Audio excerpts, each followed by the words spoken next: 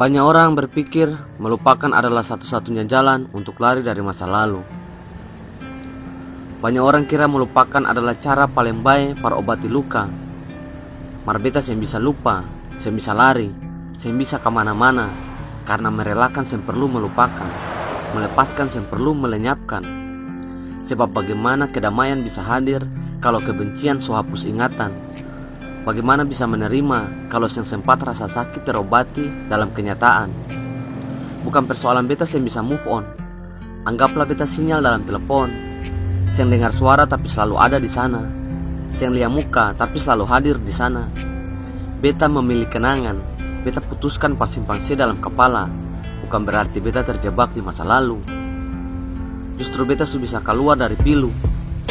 Beta tahu dendam bukan jalan terbaik, meski yang saya bikin pada beta itu terbalik. Tapi kepahitan saya bisa hapus cerita manis yang pernah katong dua alami. Beta pilih kenangan, pilih menjaga keabadian, supaya bisa menolak kesia-siaan. Beta percaya mengampuni itu jalan baik. Itu cara para memaafkan saya yang bikin terbaik. Ini bukti bahwa beta pernah menyesal, walau saya tanam pisau dalam beta masa.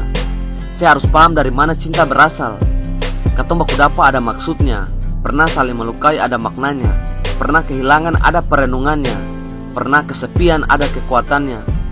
Kenangan yang harus lukai siapapun.